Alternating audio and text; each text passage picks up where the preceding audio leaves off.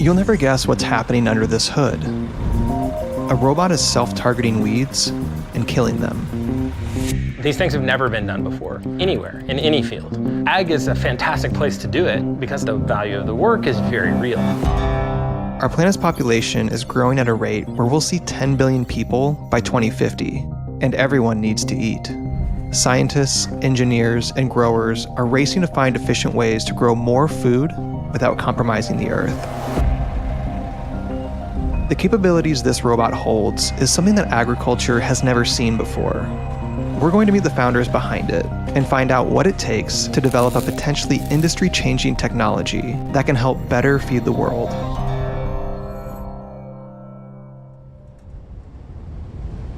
We're in the Cuyama Valley of Central California, where you won't find much of anything except farming. What comes to mind when you think about farming? Tractors? Corn? What about robots?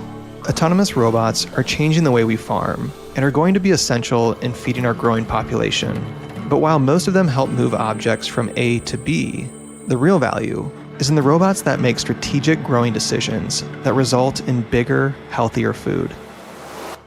So what's behind me right now is Verdant Robotics organic weeding machine.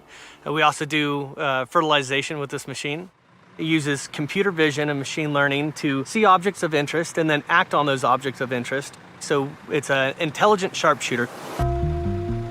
We'll get into how all of this works in a moment, but first, let's talk about what it's doing.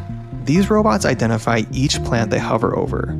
They decide whether to fertilize or kill it. And then, using sub-centimeter precision, it shoots it with the necessary product. This allows it to use 95% less chemicals than traditional spraying techniques. One thing to understand about our robot and how it interacts with plants is that it'll actually remember every single plant. As the robot rolls over a field, high-res cameras scan every single plant and create a digital copy of the whole farm. This allows the robot to geolocate each plant. We're really farming at the centimeter level basis here, so this is allowing us to farm every plant individually. Every single plant? How many plants are in here? Probably 4 million. Growers have been able to extract data from their fields for decades, but never at this level. However, most growers already have way more data than they can possibly comprehend. What they really want is a tool that can crunch all that data, find insights, and then autonomously do the job. That sounds like a project for an engineer.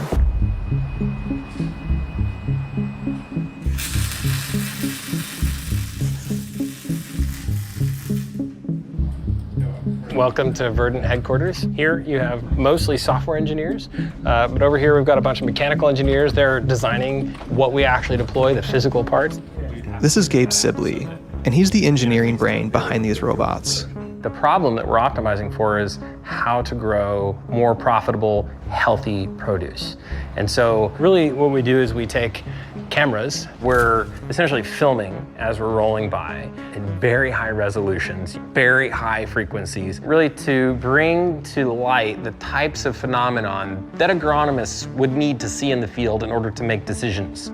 Really what we're doing is building a CAD model of the farm, like a video game. That transforms the problem into one that's amenable to computation.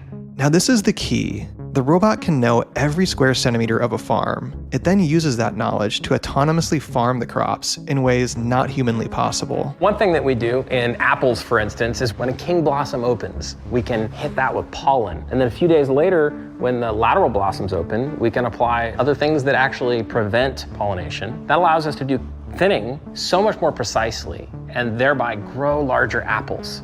This is how you grow greater yields, larger produce, more nutritious food. This is how you really unlock superhuman farming.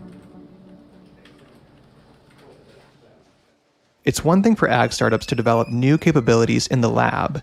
It's a whole other challenge to make it work in the field. Growers like Bolthouse Farms, who grow a majority of the United States carrots, are experimenting with startups to search for better, more sustainable ways of growing their crops. The main thing that we've done is work to actually build an ecosystem where startups can come to trial and test their technology. We're not afraid to bring new tech onto our acres. When you work on a farm, it's challenging. You're rolling through a field, rough three-dimensional terrain, crazy temperatures, dust, vibration, and you've got to detect and track a target that's a few millimeters and then put a droplet of liquid on that as you roll by. And then you need to do that 20 times per second with 50 sprayers simultaneously. So how do you build something that's robust and can stand up to those situations that at the same time does something incredibly complicated? So the orientation, Curtis, is going to be, so it's like this, it's going to be like this. Yeah, exactly.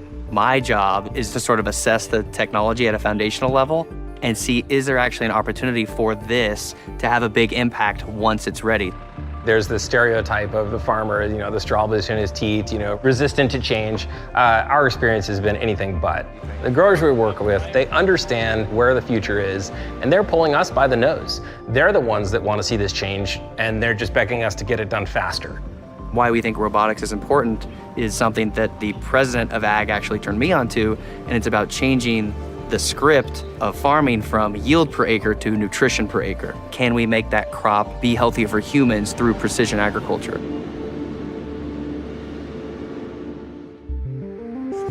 Farmers have always been looking for more efficient ways to growing food, especially when the food system is experiencing immense pressure like ours is today.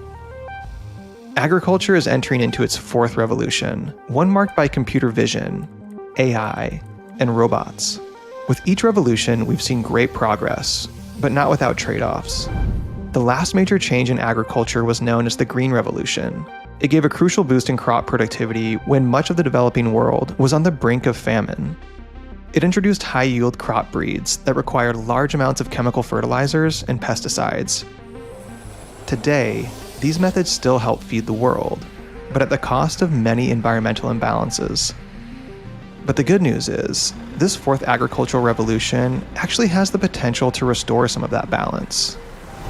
Increasingly, folks are turning towards, cover cropping again and intercropping and other regenerative agriculture techniques that allow us to keep the soil healthy. Techniques like intercropping place multiple different crops in a single field, which creates a healthier ecosystem and balance between resources. The challenges there have been that it's difficult to do that at the same sort of scale that we can do monocropping, which is how we feed the world. But because Verdant's robot has the ability to farm each plant individually, it could potentially enable these types of regenerative ag techniques at commercial scales. Which ironically is kind of returning to how we farmed 100 years ago, unlocking knowledge that a lot of older growers had and bringing it back through technology. I deeply feel the responsibility to make the world a better place and to be aware of the ecological impacts, the societal impacts of our robots, kind of everything full stop. I think we're just at the very beginning. We haven't even begun to see the effects of this digital revolution in agriculture.